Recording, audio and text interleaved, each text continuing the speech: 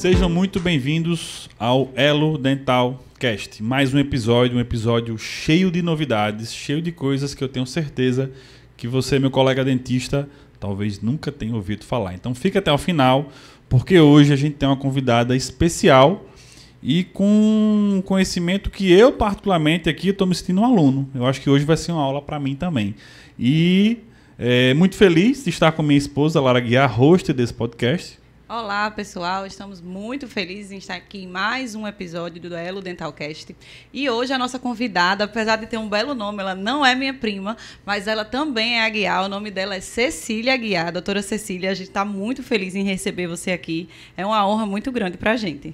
Uma honra enorme para mim, gente, poder estar dividindo esse espaço com vocês e falando de um tema que eu acho tão relevante que eu quero que tenha um alcance cada dia maior. Então, para apresentar, né, para a gente apresentar detalhadamente quem é a doutora Cecília. A doutora Cecília é especialista em odontogeriatria pela Beno de São Paulo, é especialista em acupuntura e odontologia hospitalar pelo CFO. Ela atua em consultório e atendimento domiciliar pela H3 Odonto, né, uma empresa que faz atendimento domiciliar. É fundadora da comunidade HS, Hálito e Saliva. E ela tem mestrado em saúde coletiva pela UFES, que é a Universidade Federal do Espírito Santo, e tem doutorado em saúde coletiva pela Universidade Federal do Rio Grande do Norte e é professora de pós-graduação na área de odontologia hospitalar. Então, oficialmente, Cecília, seja muito bem-vinda e que o nosso papo hoje possa, como você muito bem falou, alcançar o máximo de pessoas, o máximo de colegas dentistas e a gente difunda esse tema que, para mim, é, sim, uma novidade. Eu não tenho vergonha nenhuma de dizer que eu tenho muito a aprender hoje com você. E eu queria que você se apresentasse detalhadamente, como é que foi esse seu início de carreira, de início de especialização, por que você decidiu fazer essa odontogeriatria, que não é uma especialidade tão famosa ou tão requintada, badalada, né? Nem todo mundo procura isso. Eu confesso que eu conheço poucas pessoas especialistas nisso. Então, conta um pouquinho da sua história pra gente. Bom, eu era pernambucana, hoje eu sou potiguar, né? Porque eu estou aqui já há 30 anos, muita coisa, né? Uhum. E fiz faculdade aqui, né? Formei em 2003. Durante a graduação me apaixonei pela prótese, né? Faço muita prótese ainda, sou apaixonada por prótese removível. Estou na contramão, né? Porque o pessoal está correndo para os implantes e a demanda que eu tenho de removível é grande. E eu acho que isso me levou para a odontogeriatria. Eu gostava já de atuar com pessoas mais velhas, de estar junto com pessoas mais velhas. Então, eu me formei e fui para São Paulo fazer essa pós. Uhum. Né?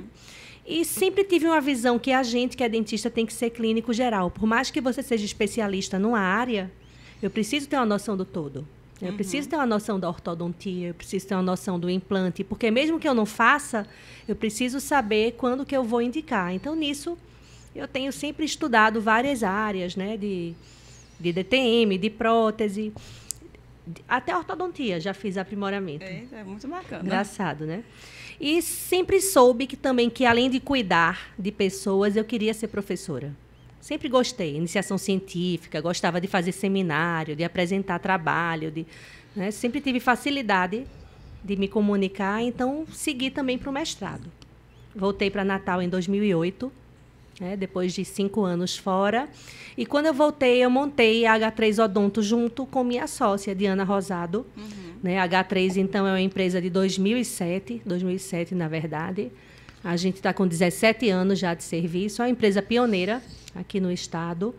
Né? E a gente atende bastante em domicílio e em hospital. Né? O público idoso motivou isso, né? Porque a pessoa idosa tem uma chance maior de se hospitalizar, de ficar acamada. Né? Então, justamente esse caminho que eu fui seguindo, acabou que eu comecei a trabalhar com equipes de médicos. Né? E fui convidada por um gastroenterologista para compor um serviço de tratamento de hálito, de cirurgia bariátrica. E fui estudar halitose.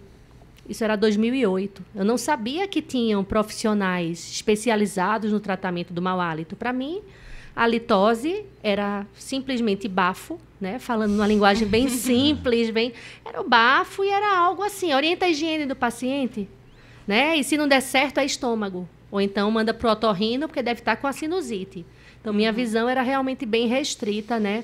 E para quem não sabe, que está aqui conversando com a gente, tem vários profissionais, Brasil afora, que trabalham no diagnóstico e no tratamento da halitose, inclusive que trabalham exclusivamente nessa área, né? Que já não fazem procedimentos clínicos convencionais.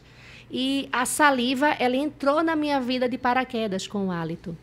Porque você tratar o hálito de alguém sem corrigir a saliva é algo com um resultado muito instável. É o paciente que fica dependente de enxaguante, de spray aromatizante, porque a disfunção salivar ela favorece muito a alteração do hálito. Cecília, eu acredito que tenha sido muito disruptivo, né, o fato de você ter decidido fazer essa odontogeriatria. Como foi a recepção assim, das pessoas ao seu redor há um tempo atrás? Porque hoje ainda é uma coisa nova, quando alguém disser, vou fazer odontogeriatria. Como nova, foi? Né? Assim, é algo que não é tão badalado. Não é comum, né? A gente vê, houve... porque era mais comum, vou fazer prótese, vou fazer orto. Você ouviu alguma coisa? Você quebrou alguma barreira aí para quando você decidiu ir estudar odontogeriatria e depois estudar saliva e halitose e tudo isso? Eu fazia graduação, eu acho que 2000, aí eu fui para um congresso. Agora eu não lembro se foi Recife, se foi Salvador, e eu assisti um ministrante falando sobre esse tema, que era o Dr. Rui Fonseca Brunetti, na época. O Dr. Rui faleceu já, e ele é o pai da odontogeriatria no Brasil, né? O pai da DTM, da oclusão, assim, ele começou isso há muito tempo atrás na Unesp, e a odontogeriatria também. E eu me apaixonei, eu fiquei encantada, né, quando eu vi ele falando, e fui conversar com ele. Né? E aquela carinha de criança, né, que eu tinha, cheirando a leite, e ele gostou, tipo assim, uma pessoa tão nova gostando desse tema, então ele me adotou. A gente se correspondia, né, na época por carta, daquele envelope pardo. Ele não usava e-mail, né? Então a gente se correspondia, e quando foi aberta a primeira turma de especialização da equipe dele, que foi no meio de 2003, ele fez contato comigo. Cecília, está abrindo.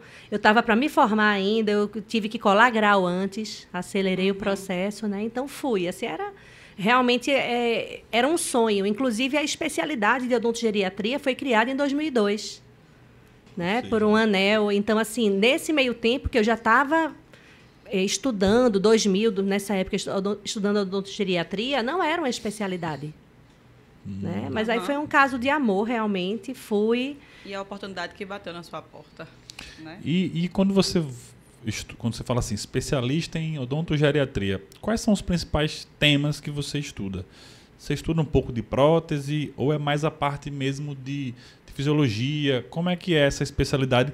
Para quem às vezes está nos escutando e se interessou por esse tema e olha, não sabia nem que existia. O que aborda, né? Como é essa especialidade?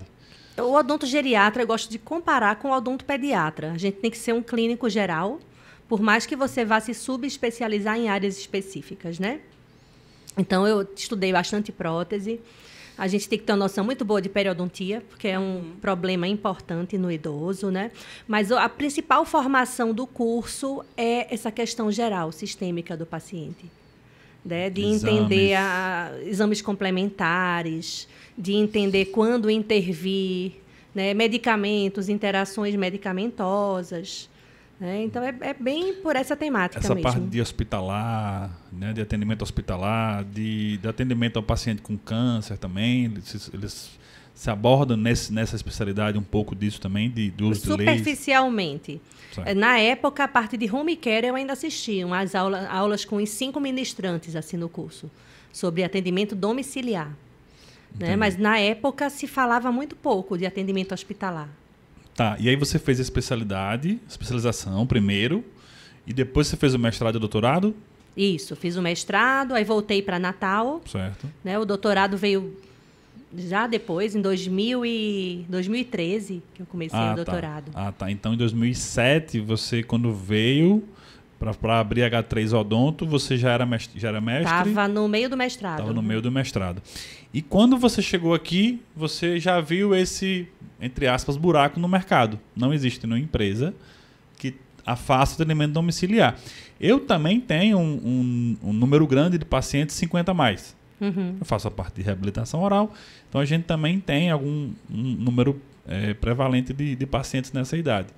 Mas, de fato, essa especialidade que faz o atendimento domiciliar, eu acho que é um desafio duplicado, porque tem que dominar situações às vezes que o paciente não colabora, né? Quais são os principais desafios do atendimento domiciliar hoje? Para quem também se interessa nisso, poxa, você tem que entender até sobre sedação, como é que você trabalha com esses pacientes para o domiciliar? Bom, domicílio, com a pandemia, ampliou muito esse leque, porque a gente começou a atender pessoas que iriam no consultório. E por comodidade, por restrição social, optaram por ser atendidas em casa. Até então, não era o público principal. Né? Mas a gente sempre pensa no idoso, mas o atendimento domiciliar inclui pessoas com câncer que não devem estar em locais públicos, porque estão com a imunidade comprometida, né? A depender do tratamento que estão realizando. Pessoas com problemas psiquiátricos, que muitas vezes se descompensam quando saem do seu ambiente. Né, com síndrome do pânico, com claustrofobia, no transtorno do espectro autista, que muitas vezes em casa elas ficam bem. Né? Então, a gente tem um público do A ao Z aí nessa história. Né? O principal, de fato, são os idosos. Aquele idoso que caminha, que dirige o próprio carro, que paga as contas, que usa o WhatsApp, dificilmente ele vai procurar um odontogeriatra ou dificilmente ele vai querer um atendimento domiciliar. O público da gente principal é o idoso com algum comprometimento. Né? Porque o idoso sem comprometimento, ele vai para você e a maneira de tratar não é diferente de outra faixa etária. Sim. Né? Mas chega uma hora que o paciente nem sempre coopera. Né? A sedação ela é um grande aliado da gente. Eu sou habilitada em sedação com óxido nitroso, né? A gente usa medicamentos também, e a gente tem parceria com alguns anestesiologistas, médicos anestesiologistas que vão em domicílio sedar, que vão no consultório. Eventualmente, a gente vai em centro cirúrgico, né? Quando tem um volume grande de coisas a realizar. A gente vai, inclusive, consegue que o plano de saúde médico do paciente pague o centro cirúrgico, o apartamento, os insumos ali. Né? Não remunera a parte odontológica, propriamente dita. Mas o resto a gente consegue, a aprovação. Até hoje a gente não teve negativa, não. Show. E a parte de halitose? Você acabou de falar e me deixou muito curioso sobre detalhes disso. Vamos lançar luz em cima disso. De fato, é muito comum que o dentista ache que a halitose é muito relacionada a uma saburra lingual, né? Que eu acho que é 80% da causa, é de fato a saburra. Mas os outros 20%, os outros 15%, quais são as possibilidades, né, que podem estar causando aquela halitose? E como é que o dentista hoje deve proceder, né? Seja, obviamente, investindo num curso, mas já dê algumas dicas para o dentista das possibilidades que existem dentro desse mundo de coisa que pode ter relacionado com a halitose aí. Bom, vamos lá. A litose é comum, 1 em cada 3 pessoas em algum momento da vida tem ou terá mau hálito. Quer dizer que nós somos 3, um de nós 3 temos a chance de em algum momento da vida ter. Só que muitas vezes é algo que não é duradouro, que não é persistente, é uma fase. Né? Mas em algumas situações é persistente. Tem pacientes que me procuram que têm queixa há 40, 50 anos do problema e que já fizeram uma verdadeira via crucis ao longo de profissionais e que não resolveram. Né? Sendo que dessas pessoas, a grande maioria é da boca. Diferente do que muita gente pensa, diferente do que eu pensava. Que eu pensava que a culpa era o estômago. O estômago ele é responsável mais ou menos por 3% dos casos. Quer dizer, um percentual muito pequeno. Então, de fato, a grande maioria é boca. E como você falou, Gustavo, a saburra é um dos principais problemas, a doença periodontal. Né? E isso a gente sabe. A gente sabe ensinar um paciente a limpar uma língua, de forma geral. Né, fazer um tratamento periodontal. A questão é que o tratamento do hálito, ele não foca só em limpar a língua, porque se o paciente tem uma saburra de formação rápida, ele vai limpar 3, 4 vezes ao dia, vai irritar a língua, vai sangrar, vai queratinizar, a língua engrossa. No que engrossa, forma ainda mais saburra, né, porque vai ficando... uma bola de neve. Uma bola de neve, porque precisa ir na origem. Né? A saliva ela é um dos principais problemas que fazem o paciente ter uma saburra ou uma doença periodontal recidivante. Por isso que eu comentei que era tão importante a gente modular a saliva. Então, são os links se formando aí, né? A gente vai chegar lá, que talvez a saliva seja o grande tema do podcast, mas agora eu estou entendendo por que você chegou nela. Porque quando você foi estudar a halitose, o que contribui principalmente para a formação da halitose é a saliva. É a saliva e algumas alterações extrabucais. Embora as alterações gástricas e otorrinolaringológicas raramente causem halitose de forma direta, né? Mas elas são moduladoras da halitose bucal. Aquele paciente que passa o dia um gotejamento nasal, vai parar na parte de trás da língua e vai virar saburra. Né? Uma pessoa com a doença do refluxo gastroesofágico descompensada, esse paciente tende a formar mais saburra também. Né? Então, a gente precisa ter essa noção também. Então, a anamnese da gente é super ampla, que atua com hálito. E a gente costuma pedir vários exames, inclusive. Exames de imagem, exames laboratoriais, porque eu preciso entender quem é esse meu paciente e trabalhar em conjunto com o otorrino e com o gastro. Entendi. É multifatorial. Multifatorial. E o tratamento ele é muito focado em mudança do estilo de vida. O que é um desafio. Né? Porque as pessoas elas querem uma pílula. Se tiver uma pílula ou um spray, né? Um bochecho para parar de escovar os dentes. Vocês com certeza já ouviram isso milhares de vezes. Levando isso um pouco para a minha área, né? Eu sou ortodontista e atendo muita criança. Então, é rotineiro receber no consultório pacientes que não têm selamento labial, que dormem de boca aberta, às vezes têm algum comprometimento de respiração e chegam ao dentista, pacientes jovens, crianças, e a mãe diz, criança pode usar um bochecho? Eu normalmente vejo se tem algum comprometimento da oclusão, qual é a parte ortodôntica que a gente pode intervir e encaminho também para saber essa questão respiratória. Que sinais eu devo ficar atenta de que é um problema que eu consigo resolver no consultório ou que vai precisar pedir outros exames e ter uma atenção maior de de um especialista, por exemplo, em saliva?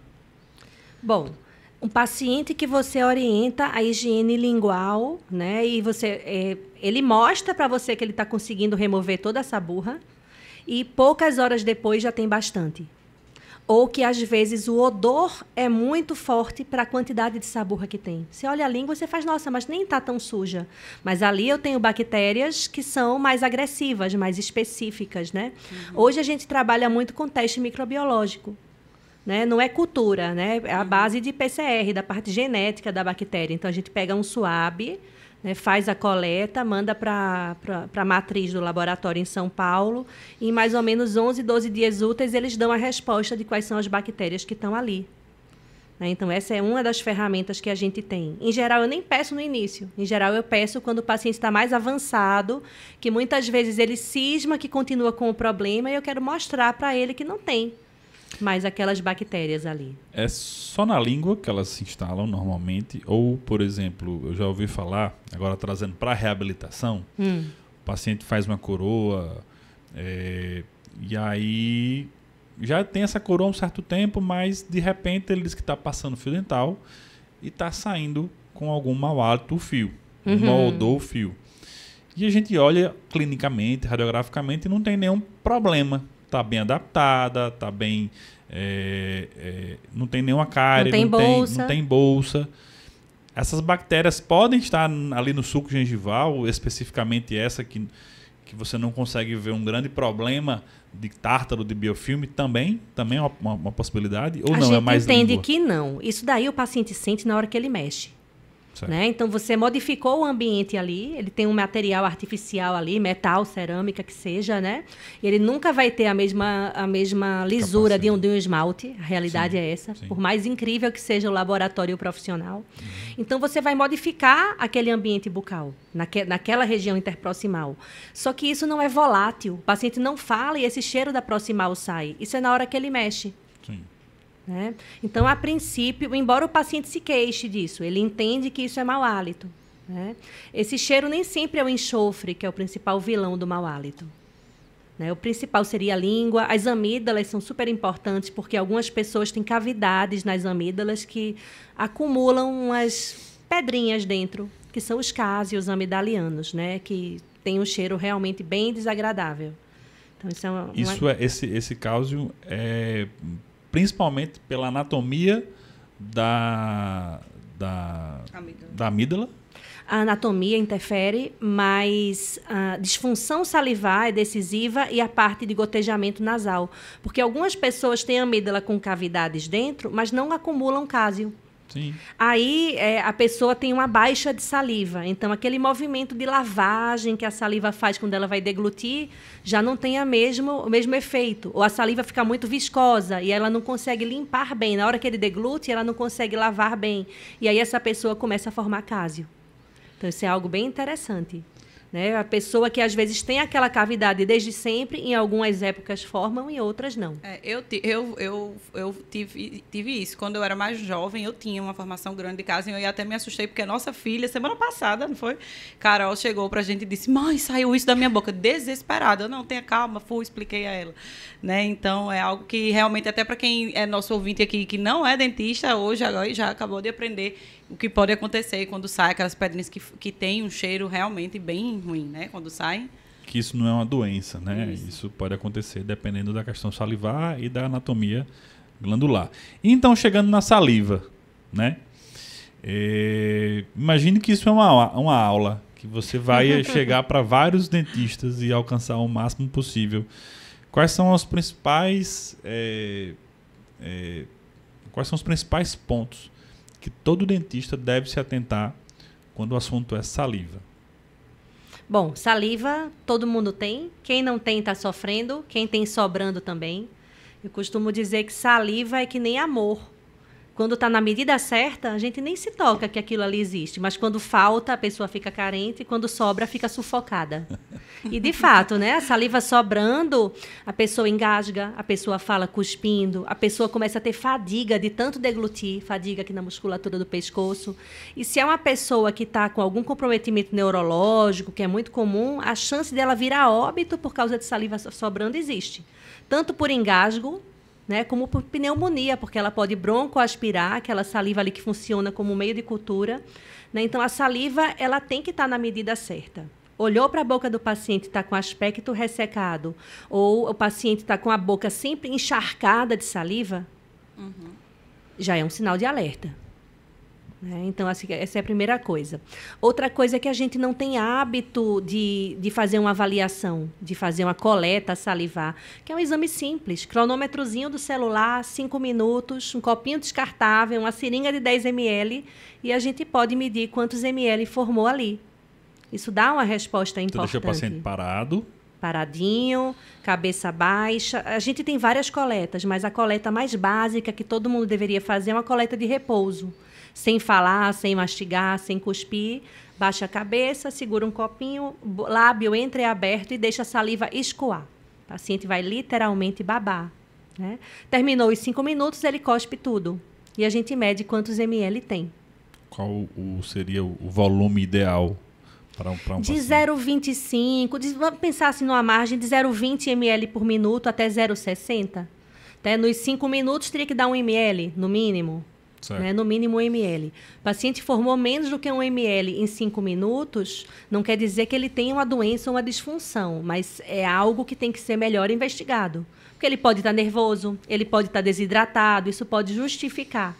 Então, o exame sozinho, ele não diz tudo. Né? Eu preciso correlacionar isso com o que eu estou vendo na anamnese, na história clínica, no meu exame físico. A gente faz uma correlação desses achados. Mas é importante medir, especialmente porque as pessoas só começam a queixar de boca seca quando perderam metade do fluxo. Hoje eu estava, inclusive, assistindo uma das lives que você fez, você estava com a convidada, e você falou desse teste de saliva, falou que antes era feito com 15 minutos, mas era muito difícil, né, que o paciente ficasse 15 minutos para fazer aquela coleta, e que você só poderia diminuir o tempo e dividir pelo tempo que ele seria feito. Eu não sabia que qualquer profissional poderia fazer esse tipo de teste. Eu imaginei que fosse algo que eu tinha que ir, sei lá, num laboratório para ir lá e fazer e ver se o fluxo salivar está acontecendo.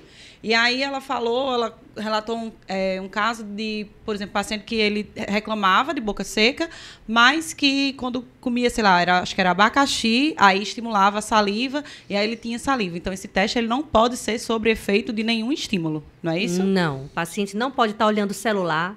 Imagina que você está olhando o celular e aparece uma foto de uma caipirinha. Eu salivo só de pensar. Uma picanha, né? Um bolo de chocolate. Então, ou então aparece, sei lá, o gerente do banco dizendo que você acabou de perder 50 mil no investimento. A boca, seca. Né? Então, é ideal que a pessoa não esteja com estímulo. Nem com televisão, nem com música. Ela tem que estar quietinha, nessa coleta de repouso. A gente tem outras coletas, mas aí tem outras finalidades, sabe? E a gente avalia também o pH da saliva. Ou com equipamento, que é o pHmetro, ou com a fitinha de pH que o piscineiro da gente usa.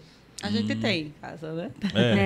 Não é nada de outro mundo. Isso é algo que todo dentista deveria fazer, mesmo sem estudo. Se cada paciente que senta na cadeira, especialmente teus pacientes infantis, Lara, ou teus pacientes de reabilitação, você pegar a fitinha de pH, coloca ali no assoalho do paciente, eu pede para ele cuspir no copinho descartável, umedece ali e olha, porque tem uma colinha, uma tabelinha de referência na caixinha da fita. E olha quanto deu. A saliva de repouso ela é para ser praticamente neutra, entre 6 e 7. Saliva do teu paciente deu 5, deu 4, opa, tá ácido, tem algo de errado. Deu 8, deu 9, né, já vai ter outros problemas. A saliva ácida ela está muito relacionada com doença cárie, com lesões de cárie, com desgastes dentários, né, o que a gente chama hoje de síndrome do envelhecimento precoce bucal, né, que são desgastes, está muito correlacionada à ardência, à afta. E a saliva alcalina, a acúmulo de cálculo e a mau hálito. O paciente de halitose bucal, quase sempre o pH da saliva dele é alcalino. Né? Então, isso é uma coisa... Quanto tempo gasta para molhar ali? 10 segundos, gente. Você molhar, olhar e dizer, paciente, sua saliva está alterada. Né? E orientações simples. Está se hidratando? Você bebe água? Gente, o estilo de vida das pessoas está cada dia mais absurdo. É paciente que toma 2 litros de Coca Zero por dia no lugar de água. Né? E isso vai interferir. É tão simples, né? Como você falou. Eu acho que se você que está nos escutando já aprendeu isso, já valeu o podcast. Porque você pode direcionar o paciente, se você não domina. Deu ácida, deu alcalina. Não tá fisiológico, vou encaminhar você para um especialista para ele descobrir o porquê. Mas, ao mesmo tempo, é super importante porque ali também você pode fazer outros diagnósticos, não é isso, Cecília? E quais são os outros diagnósticos que a gente consegue fazer com a saliva? Não necessariamente com o pH, mas o dentista identificando que isso está alterado. Quando vai para você ou vai para alguém que tem essa expertise, qual é o leque de doenças que você pode diagnosticar só vendo a saliva do paciente? Só vendo a saliva, não. Vendo o pH ou a questão... a saliva pode ligar um alerta. Isso. Ela vai dar um alerta. Não necessariamente fechar um diagnóstico, mas, por exemplo, o paciente diabético, ele pode ter um alto índice de açúcar na saliva, eu imagino. Você consegue verificar isso? Existe alguma forma de medir ou não? Hoje já existem exames bioquímicos que avaliam a saliva. Se a gente chega num laboratório aqui em Natal, já tem. Né? Daqui a um tempo vai ser ridículo a gente colher sangue. O diabético fica furando o dedo todo dia, depois de cada refeição, para saber quanto de insulina vai tomar.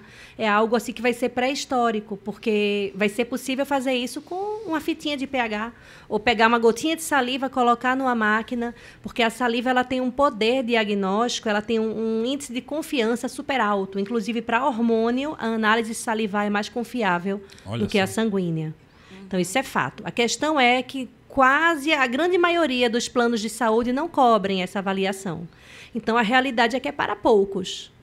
Né? A grande maioria da população da gente é usuária do SUS.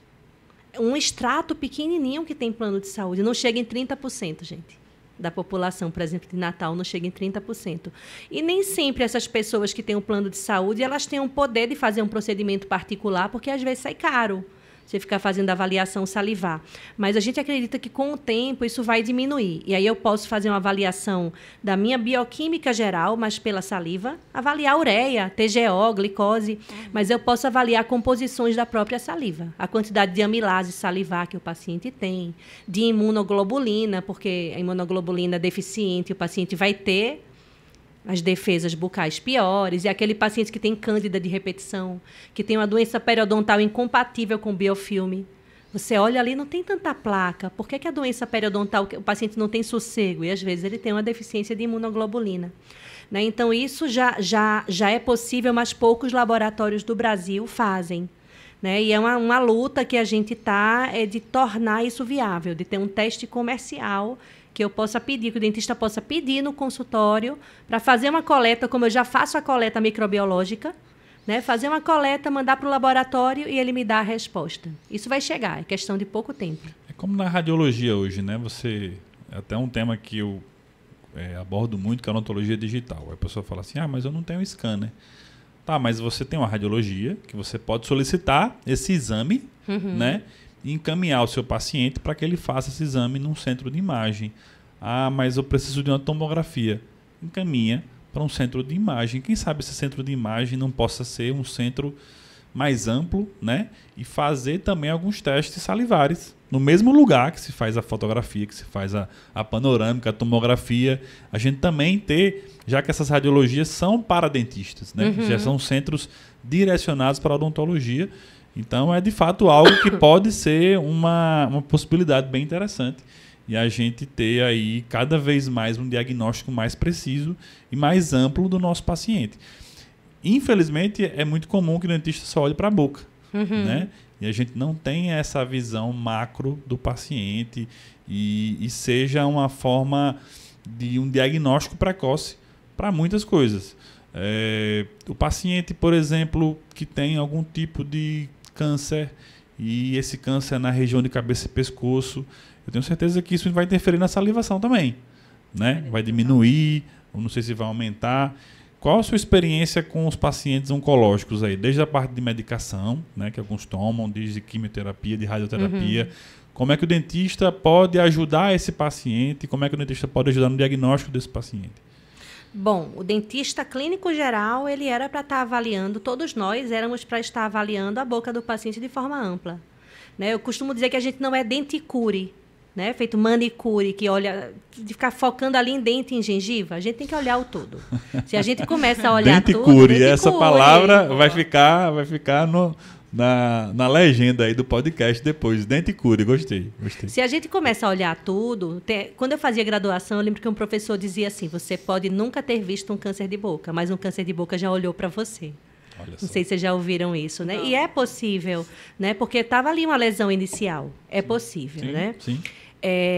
Eu atuo nessa área desde o comecinho, porque quando eu estava me formando, a gente teve um estágio na Liga contra o Câncer, que durava 1 ano. Então, eu e algumas pessoas participamos, e eu atuo nisso até hoje, né? O atendimento domiciliar e hospitalar, a gente presta uma assistência bem forte para esse paciente oncológico e no consultório também. Né? O câncer nem sempre vai dar alteração salivar. O tratamento para o câncer, quase sempre.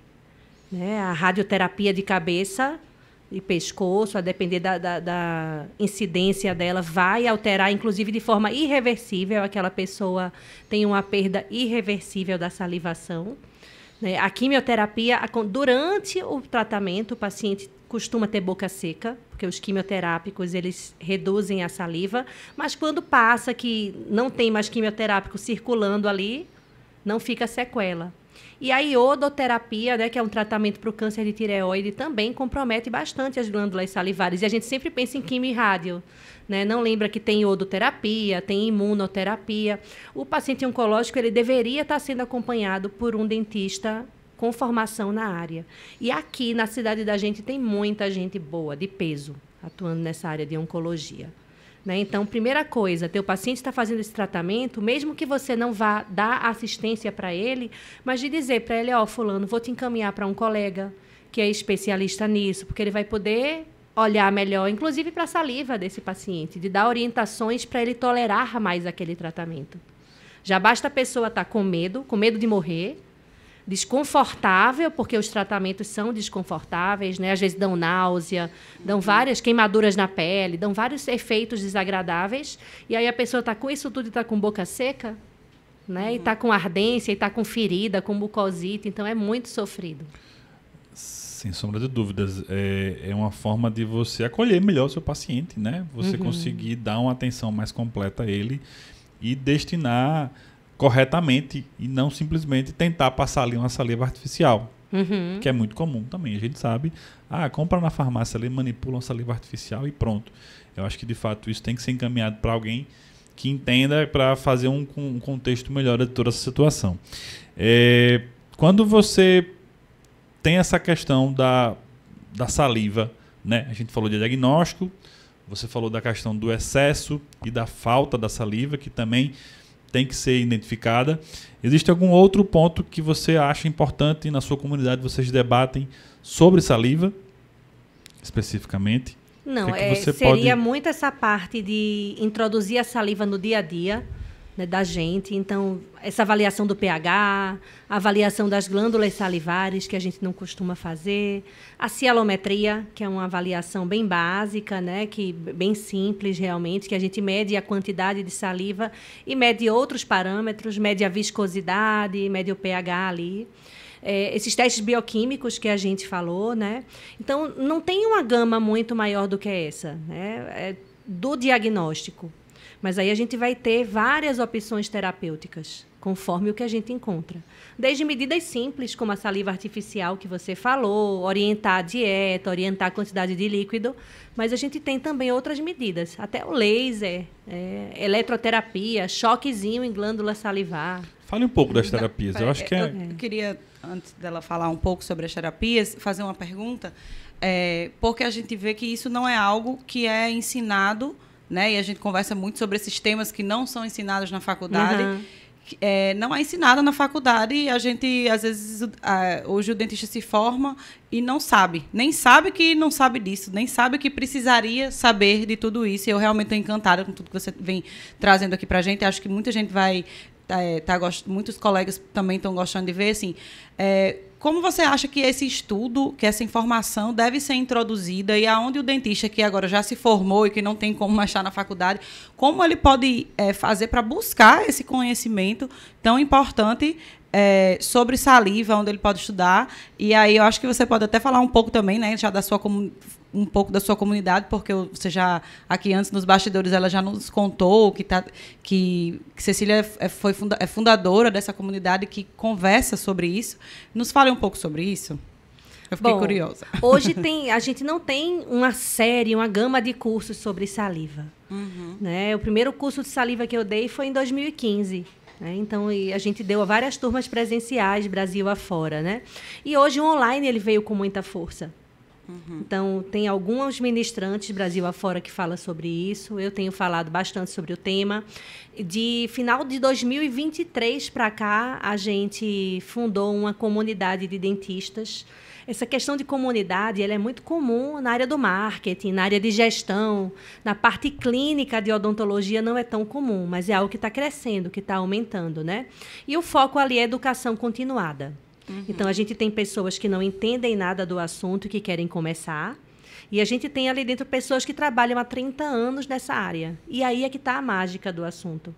Porque as dificuldades de algumas pessoas são iguais e outras já passaram por aquilo e podem orientar. Então, as coisas não são centradas em um professor. Né? Como diz o nome, é uma comunidade. Então, as pessoas vão ali, contribuem. Tem um crescimento muito grande ali dentro, porque a gente compartilha material, né? Tem uma plataforma também, onde a gente coloca replays, onde coloca vários anexos, vários arquivos. E toda semana a gente se encontra para discutir hálito e saliva. Né? Qualquer dentista pode entrar, não tem nenhuma restrição. E a gente tem pessoas do Brasil todo, algumas pessoas da América Latina, vários dentistas aqui de Natal, inclusive, estão dentro da comunidade. E como é que surgiu a ideia? Como foi o processo para a criação dessa comunidade, Cecília? Você vinha estudando, já dava cursos presenciais, e aí como é que você disse? Não, agora eu vou fazer online para poder atingir mais pessoas. Como foi? Você teve alguém que disse, Cecília, por que você não faz isso online? Como foi para você esse processo de migração do presencial para criar uma comunidade tão bacana que você está tocando hoje? Eu era uma entusiasta do presencial, ainda sou, ainda amo, né, dar cursos presenciais, que tem esse networking, o calor humano, né, é muito bacana. Porém, a pandemia veio mudar muita coisa. Quando estourou a pandemia, eu estava com 5 cursos de home care vendidos, fora de Natal. Com mais ou menos 15 a 20 pessoas inscritas em cada um. E a gente ia ter que reembolsar, cancelar por tempo indeterminado, né? Então, a gente começou a dar aulas online, fazer curso online. Comecei, então, nessa parte de odontologia domiciliar, de odontologia hospitalar. Né? No primeiro momento, a gente não abordou para a saliva. Mas a gente vê o alcance que isso traz. Né? A possibilidade de eu estar discutindo com colegas que estão em outros locais do mundo. Né? Então, comecei realmente a fazer um pouquinho mais essa área de online, da parte de saliva, mas eu não queria só dar aula. Eu comecei a participar de alguns processos de estudando gestão. Né? Estudando gestão para os meus negócios, de ver que esse tete-a-tete, esse encontro semanal que eu tinha com empresários de outras áreas faziam muita diferença, muito mais do que uma aula formal ali com slide. Né? Então, eu fiz, poxa, por que não fazer isso na parte de técnica de odontologia, mas que a gente possa discutir a parte clínica e discutir a parte de gestão do negócio. E aí, realmente, começamos a dar algumas mentorias, né? As mentorias com um número de encontros, com um número limitado de pessoas, e a comunidade foi uma consequência natural. Entendi. Muito bacana. Você começou com a mentoria e acabou se transformando na comunidade que é hoje. Legal. A gente gosta de perguntar sobre isso porque a gente também tem tentado, né? A gente lançou alguns cursos online e é um desafio, né? Tem gente que fala assim, o curso online é bom porque você grava e está gravado e pronto. Mas não é bem assim, existe todo um desafio de você conseguir produzir conteúdo, ao mesmo tempo ser clínico, ao mesmo tempo ser pai, ao mesmo tempo ser marido, e no caso de esposa também. Mas para a gente fechar aqui o tema saliva, existem alguns biomarcadores, alguma coisa que você consegue encontrar na saliva que liga esse alerta? Você falou que tem os testes de laboratório que não são acessíveis, né? Porque, assim, não são acessíveis, assim, eles são financeiramente possíveis. Falando. E também porque, por exemplo, a gente não tem um laboratório que faça essa análise aqui, eu tenho que mandar por correio. Se o correio atrasa, que às vezes dá um problema, perdeu aquela amostra. Tá, mas vamos considerar que, se Deus quiser, isso vai ser acessível e vai chegar aqui pra gente. Como é que funciona esse teste? O que é que você pode encontrar ali? Fala um pouco mais sobre isso. Você consegue fazer tudo pela saliva. Tudo. Até teste de DNA. Caramba. Né? Teste de DNA, teste rápido de AIDS. O SUS já tem teste rápido de AIDS. Você chegar no Giseuda, dizendo que me expus de alguma maneira, você consegue fazer um teste rápido de AIDS pela saliva. Né? A gente fazendo suave nasal na época do Covid poderia ser um teste de saliva, sem aquele incômodo todinho do suave. Então, eu tenho uma gama de possibilidades. Existem marcadores, biomarcadores, marcadores de alguns tipos específicos de câncer, de doença autoimune. Hoje já se fala que vai ser possível você fazer diagnóstico de Alzheimer e de Parkinson pela saliva. Né? Só que é aquela coisa que ainda parece muito distante, porque tem uma curva, né, tanto de aprendizado como uma curva do mercado absorver aquilo, né? Mas é uma questão de tempo. Claro, pensando daqui a assim alguns pro futuro, anos, né? Um futuro próximo. Um futuro próximo. Depois da pandemia as coisas têm passado muito rapidamente. A saliva é como se fosse um sangue, então. Resumindo, assim, o que você consegue, pelo que eu estou entendendo, quase tudo que você consegue encontrar no sangue de diagnóstico, você conseguiria também pela saliva. Quase tudo. Menos as células sanguíneas, que a princípio elas não passariam. Elas passam se tiver um sangramento, mas elas não passariam. Mas sim, anticorpos. Se a pessoa, digamos, é um atleta e você quer fazer um teste de doping, pode ser pela saliva. Que o pessoal fazia pela urina. Aí, nos filmes a pessoa trocava aquela urina, né, para não cair na história do doping. Então, hoje tudo pode ser pela saliva. Já é possível. Não quer dizer que seja acessível para todo mundo, mas daqui a um tempo eu acho que a gente vai conversar e você vai dizer assim, chegou mais rápido do que a gente pensou. Olha só. Muito possível. Que era até uma das minhas perguntas aqui. O que você pensa para o futuro? Assim, quais são as inovações nessa área? O que é que pode chegar de novidade nisso? E você já respondeu de certa forma que são esses testes serem mais próximos, mais acessíveis e com custo menor e com os profissionais capacitados para executá-los. Com mais pessoas solicitando, porque se eu tenho poucos prescritores, poucos solicitantes, o mercado não aguenta. Não absorve. Né? Por exemplo, saliva artificial. A gente não tem as melhores aqui em Natal. Porque tem 6, 7, 8 pessoas prescrevendo. A grande maioria é o paciente que compra de curioso.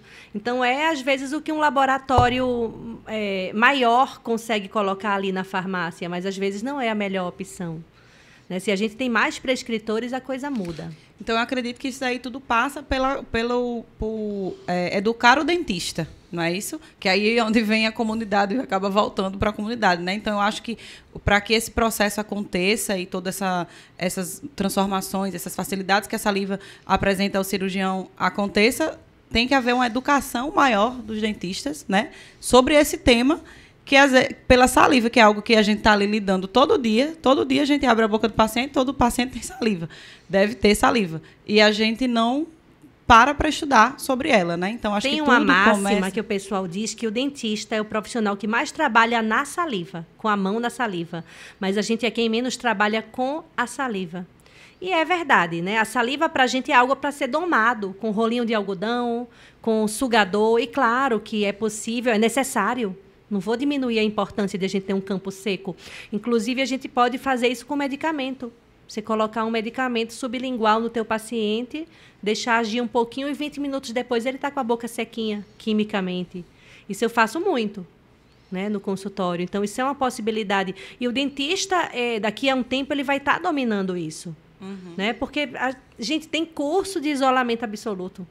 Né, cursos específicos, né? Então, assim, é um problema da gente essa questão de lidar com a saliva. E eu acredito que com essa educação continuada que você falou, a coisa vai além. Na graduação já tem. Quando eu fui professora da FASEX, a gente introduziu a avaliação salivar. Eu fiquei 3 anos lá. Em todas as turmas que passaram por mim, a gente fazia essa avaliação. Eles tinham aula teórica. Mas, depois que eu saí, eles continuam tendo essa aula. Né? Então, eu fico feliz. Eu já acho que são, sabe aquelas sementinhas, né, que vão ficando? Incrível. Incrível. São pequenas mudanças que podem realmente resultar, no futuro próximo, numa mudança de mentalidade, né? Uma transformação dessa comunidade de dentistas aí. Cecília, me fale mais desse remedinho aí, que diminui a saliva, porque para quem escaneia a boca, é uma dica excelente, né? Tem pacientes que a gente precisa fazer um escaneamento de um segundo molar inferior, que às vezes a gente não consegue, tem que ir para o método tradicional. Eu não conhecia nenhuma medicação que diminuísse isso. Há alguma contraindicação? Qual é essa medicação e como é que deve ser utilizada isso? Ou é só um profissional da área que pode utilizar? Me fale mais sobre isso. Não, eu entendo que qualquer dentista que queira estudar o assunto, ele pode, obviamente sabendo que qualquer coisa que aconteça ali é responsabilidade dele, como tudo que a gente faz. Sim. Como a moldagem de alginato. Você tem que dominar, porque pode dar problema. Né? Então, esses medicamentos são medicamentos chamados de anticolinérgicos. Né? A glândula salivar, ela tem um neurotransmissor que estimula a produção salivar, que é a acetilcolina. E esses medicamentos, eles inibem essa ação justamente dessa acetilcolina. E aí é uma classe medicamentosa de anticolinérgicos. Tem vários. O Buscopan, que a gente usa, o Buscopan simples, não o composto, que a gente usa, que é a escopolamina, ele é um anticolinérgico. O dentista pode usar o Buscopan. Olha só. Né? Pode usar a atropina, é o principal que se usa. A atropina é um colírio, né, utilizado por muito oftalmo, alguns pacientes usam de rotina como colírio, mas a gente pode utilizar oral, sublingual, pode ser via inalatória, pode ser via pomada, tem muitas vias. Você pode até nebulizar teu paciente, super rápido. Nebulizou, 3, 4 minutos a boquinha está seca, porque vai direto do pulmão para a E corrente esse efeito sanguínea. da diminuição da saliva, ela é transitória? Normalmente ela dura quanto tempo? Ela fica em ação aí quanto tempo? 2 horinhas, 3 horinhas. Para atender o que- paciente. O tempo que você precisa para atender o paciente. E isso não vai ter nenhuma consequência depois para o paciente de ficar com a boca seca, né? Não. Porque ela é transitória. Vai ser temporário. Obviamente que a gente não pode fazer em todo mundo, né? Mas você sabendo o que você está fazendo ali, sabendo dosagem e sabendo... Inclusive, esses medicamentos, eles têm reversor. Ele tem um antagonista, um antídoto, que se o paciente passar mal, você tem a possibilidade de usar, né? E sabendo quem é o paciente elegível. São poucos, é diferente de você prescrever um anticolinérgico de uso continuado, que aí o paciente pode ter vários efeitos colaterais, mas você está fazendo um uso pontual. Você está atendendo o seu João 3 vezes por semana, você usar 3 vezes por semana não vai ter um efeito somatório de doses. Então, a gente pode usar sem muito medo. O principal medo que eu indicaria, assim, cuidado com esse medicamento, paciente com arritmia, paciente cardiopata descompensado. Mas esse paciente a gente tem que ter cuidado de um jeito ou de outro. De tudo. Não Ele só pode- dessa medicação, até de anestesia. De tudo. Até do fato dele estar sendo manipulado ali, do próprio estresse Sim. que ele está passando, né, da ansiedade de um tratamento. Então, às vezes, a gente precisa sedar esse paciente para ele ficar mais calmo, mais relaxado, para evitar problema.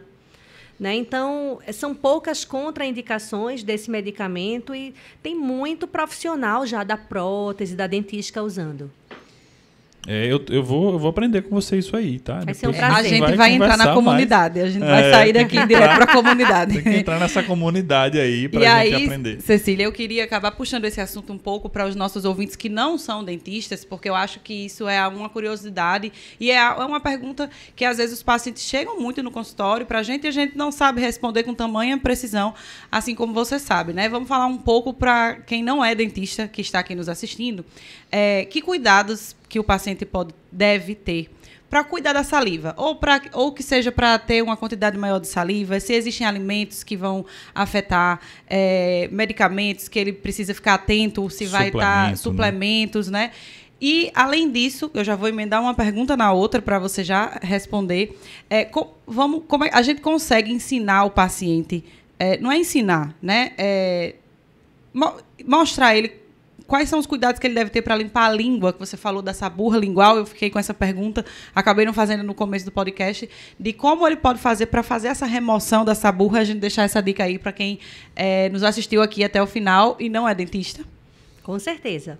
Bom, eu acho que essas dicas preventivas são sempre função da gente, né? A gente precisa contribuir um pouquinho para a sociedade. E são orientações muito básicas, parecem até óbvias. A saliva é 99% de água. Se a pessoa não bebe água, não tem saliva. Não tem saliva. Viu dizendo, para você fazer doce de banana, para fazer bananada, tem que ter banana. Né? Tem que ter água. E as pessoas, às vezes, estão super desidratadas. Né? Tem uma cotinha, uma meta que a gente fala, que é 35 ml de consumo de água por quilo de peso. Quer dizer que uma pessoa de 100 quilos teria que beber 3,5 litros de água. A grande maioria não bebe. Né? Então, essa é uma meta. Obviamente que tem que individualizar. Quem treina, quem transpira muito, precisa de ainda mais água. Mastigar. As pessoas, às vezes, não mastigam. O pessoal está trocando o almoço por shake. Almoço e jantar. Fazendo, às vezes, uma refeição sólida e trocando 2 por shake. E um dos principais estímulos é a mastigação. Né? Então, mastigar... muscular. Porque quando a gente mastiga, a gente tem uma compressão da glândula salivar parótida pelo masséter. O masséter vai ali, dá um tapa na parótida e ela solta um jato de saliva. Isso é super importante. Então, a gente foi feito para mastigar. Né? Claro que você pode comer algo, tá a fim de comer um purê, você pode comer um purê, mas você não vai trocar suas refeições por líquidas e pastosas. Você é ortodontista, você sabe que isso dá problema. Né? Tem crianças que estão ficando com a face atróficas, hipoplásicas, porque não mastigam. Não desenvolvem. Né? Não desenvolvem, não né? mamam, né? O ato de mamar também ajuda nisso. Então, Amamentação. Tá tudo relacionado. Não sei se você sabe, Cecília, o nome do nosso podcast é Elo, por causa, de certa forma, dessa relação que as coisas têm. A gente é casado, marido e mulher, estamos no nosso elo enquanto matrimonial, mas a gente também tem o nosso elo de profissão, a gente tem o nosso elo com as nossas filhas, e aí tem que estudar gestão, tem que estudar marketing, tem que estudar saliva, tem que entender sobre relacionamento de pessoas. Tudo é um elo, tudo está relacionado. Eu acho que um profissional de sucesso é esse que consegue criar esses elos aí e consegue ter esse equilíbrio, né? Enquanto ela falava, eu lembro, ela estava falando da odontogeriatria, eu acredito que seja uma das especialidades odontológicas que mais elos tem. Ela vinha falando de a odontogeriatria é um elo de todas as especialidades, né? Como você mesmo falou, você pode contar com colaboração de, às vezes, se você não faz a endo, de ter um endo que trabalhe em conjunto, mas você tem que ter o elo de todas as especialidades, assim como todo dentista deve ter, mas eu acredito que isso é muito forte, né? Da odontogeriatria. O odontogeriatra, ele acaba sendo um coordenador daquela equipe, né? E nós hoje temos 6 dentistas na equipe, de várias áreas, de várias especialidades, inclusive de harmonização orofacial, né? Pensando em estética, mas pensando na toxina funcional, né? Em musculatura, em glândula salivar. A gente pode aplicar a toxina em glândula salivar de pacientes com cialorreia, por exemplo. Então, a gente tem várias pessoas ali dentro. Né? E essa área de geriatria é muito isso. Eu não faço canal, mas eu preciso saber quando o meu paciente precisa e aquela pessoa da equipe tem que estar instruída que cuidados ela vai ter. Porque às vezes o paciente não coopera, às vezes a gente vai ter que sedar, às vezes ele não vai conseguir colocar o isolamento absoluto. Então, são coisas que a gente vai individualizar e eu acho que aí é que é o grande encanto da profissão da gente. Que é um elo, né? Que é um elo. Para a gente encerrar, porque o tempo já passou e a gente não pode extrapolar tanto. O papo está excelente, está super... Estou aprendendo muito hoje. Né? Eu acho que nos podcasts que a gente fez, que eu mais aprendi foi esse. Eu queria fechar com uma pergunta. Claro, a gente vai ter os agradecimentos finais, mas depois da pandemia, principalmente, as pessoas estão num nível de estresse muito alto, né? O número de pessoas que tomam medicação ou que não tomam, mas que estão num estilo de vida doente é absurdo. E eu tenho certeza que a saliva é um dos primeiros sintomas aí. Uma disfunção salivar é um dos primeiros sintomas, além da questão da abrasão, né, do paciente que range os dentes. Para esse paciente que ou é muito estressado, ou toma muito aqueles suplementos, né, alimentares, aqueles Gatorades, aquele material ácido, qual a recomendação para você? Primeiro, o paciente que está com nível de estresse alto, ou para o dentista que está atendendo pacientes com níveis de estresse, né? E como a saliva é atingida. Né? Minha esposa está me ajudando aqui com colinhas. E os pacientes atletas, que também são um grande número hoje, né? de pacientes que usam esses suplementos. Você falou do shake, mas também tem esse suplemento ácido. Enfim, quais são os conselhos para esses dois grupos aí de pacientes? Bom, primeiro, tentar fazer as coisas com moderação. É claro que, às vezes, no momento de treino, a pessoa precisa... O atleta usa muito gel de carboidrato, né? Esses géis, eles acabam tendo uma repercussão também. Então, tem que ter um cuidado específico. Nos outros momentos, uma higiene impecável, né? Ao mesmo tempo, uma higiene delicada. Você não vai usar escovadura, usar creme dental altamente abrasivo, né? A gente precisa que a dentista saber prescrever creme dental. Creme dental não era para ser cosmético. Ele tem uma ação terapêutica, e isso é função da gente. A gente está abrindo mão dessa função. Então, o paciente precisa chegar para o seu dentista para saber qual o creme que é indicado para ele. Né? E pensando no estresse, ele vai ter que se empenhar para modular esse estresse. Não, é um desafio. Eu confesso que tem épocas que eu olho e digo, meu Deus, eu estou ansiosa, eu estou sobrecarregada. Né? Acredito que vocês também, com esse esse elo de funções aí. Então, a gente precisa modular, tentar chegar num equilíbrio. E esse equilíbrio, a gente vai precisar ter habilidades muito mais do que de um cirurgião dentista. De perceber que teu paciente está estressado, de falar das repercussões que isso tem, né? E de sensibilizar que ele precisa realmente ou fazer uma terapia, fazer uma atividade física, ter uma religiosidade. E o que funciona para uma pessoa é diferente do que funciona para outra. Para muita gente fazer atividade física, ela vai ficar mais estressada, porque ela não gosta. Mas quem gosta fica calmo. Então, a gente tem que entender um pouquinho. Mas o estresse ele pode afetar diretamente o fluxo salivar, a quantidade de saliva em boca. Enormemente. Você está estressado, você fica com a boca seca. Né? Então, o problema é que o estresse ele é importante. Você ter episódios de estresse pontuais. Mas tem pessoas que fazem uma tempestade no copo d'água. Que se uma borboleta bateu a asa, se faltou arroz na despensa, se fulano falou isso, aí estressa, a boca seca. E, às vezes, aquela pessoa tem esses eventos, essas liberações de adrenalina, de cortisol, o dia todinho. Isso vai impactar na saúde geral do paciente. Né? E vai impactar na boca. Por exemplo, eu percebo que eu tenho disfunção temporomandibular e percebo que eu estou em crise. Normalmente eu percebo que eu estou estressada quando eu entro em crise, quando eu estou com dor, quando eu lembro da minha articulação. Então, aquele paciente que está com a boca seca, constantemente, ele deve ligar um sinal de alerta, né? Você está sempre estressado, está sentindo sempre a sensação de boca seca, você pode ser fazendo ali uma correlação com a DTM que eu sei que eu tenho quando eu estou estressada, a falta de saliva, baixa salivação também é um sinal que pode nos chamar a atenção. Epa, estou um pouco estressada, preciso ter cuidados. Eu sei que, obviamente, o ideal é tratar a causa. Mas o dentista, o que ele pode fazer para esse paciente que está em tratamento ou não está conseguindo tratar a causa? Tem algum pulo do gato aí? O que você recomenda? Né? É um caso de usar uma saliva artificial, né, nessa situação? Quais são as recomendações? E você falou um negócio que eu fiquei curioso. Quais são as características de uma boa saliva artificial? Que você falou que aqui a gente não encontra. Né? Como é que eu sei que uma saliva artificial é boa e outra não é tão boa assim? A principal seria ter enzimas salivares. Acho que tem no mercado aqui de Natal, nenhuma tem enzimas. Então, ele está sendo um lubrificante, mas ele não está tendo a função de uma saliva.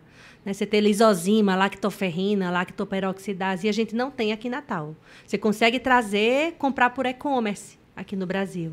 Né? Mas a gente não tem produtos desse tipo. De qualquer modo, a saliva artificial nenhuma é perfeita. E, em geral, os pacientes não se adaptam muito bem, porque ela não substitui de fato. Né? Então, essa é uma questão.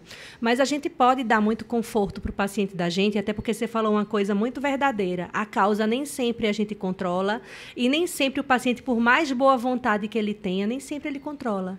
Ele pode fazer terapia, ter espiritualidade, fazer meditação, né? fazer tudo, fazer atividade física.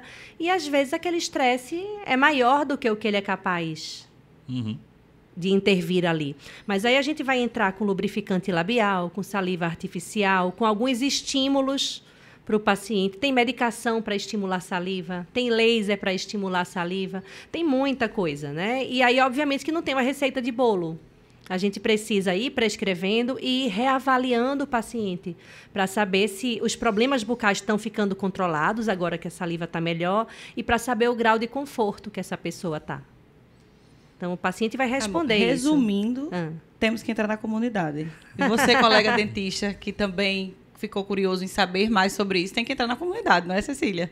E acompanha a gente. Toda quarta-feira a gente faz uma live no Instagram, das 8 às 9 da noite, aberta para dentistas. Doutora Cecília Aguiar. Né? A gente faz uma live aberta para dentistas.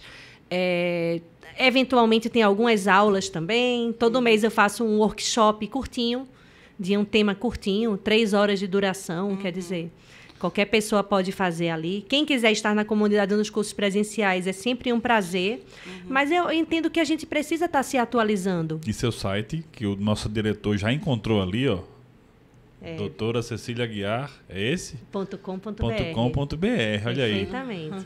Doutora Cecília Aguiar, também, quem está assistindo o podcast, está vendo agora aí um pedacinho do site e um pedacinho do Instagram da doutora Cecília e pode encontrar e pode conhecer mais sobre esse mundo. A gente aqui é impossível, obviamente, falar de tudo, mas eu acho que a gente plantou uma sementinha. A gente deu um mergulhinho na saliva aqui, né? Em uma hora. Deu um mergulhinho na saliva, plantou uma sementinha aí. E eu tenho certeza que muita gente vai atrás agora de conhecer melhor você, conhecer melhor o seu trabalho e conhecer melhor sobre esse tema que é tão relevante, principalmente para nós dentistas. Tem mais alguma pergunta? Eu tenho um monte, mas não vai dar para fazer aqui no podcast. E a gente vai entrar na comunidade quando sair daqui.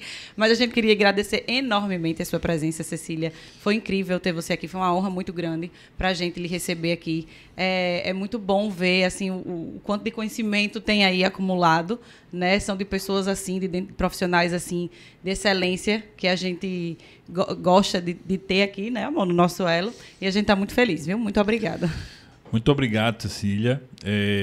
Eu acho que uma das coisas legais desse podcast é valorizar a prata da casa.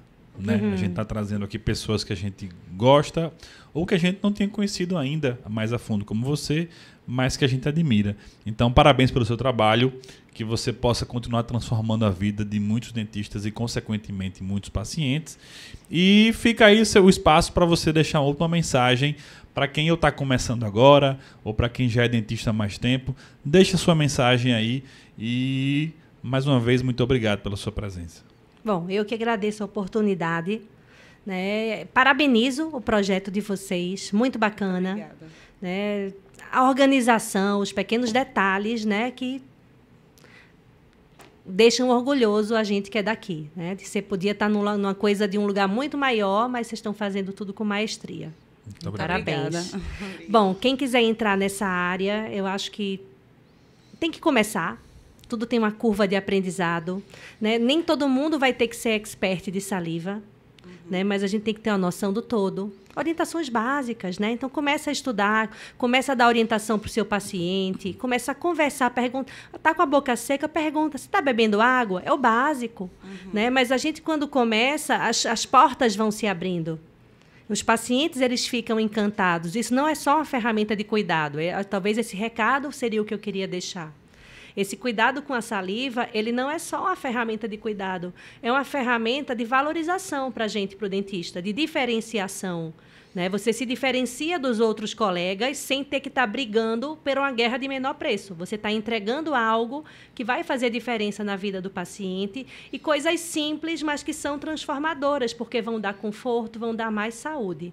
Né? Então, fica a dica para todo dentista, né, poder estudar um pouquinho mais para poder ajudar mais seus pacientes e a se diferenciar também. Cria uma autoridade, né? Mais uma autoridade, claro, quando você mostra que você, de fato, entende do assunto.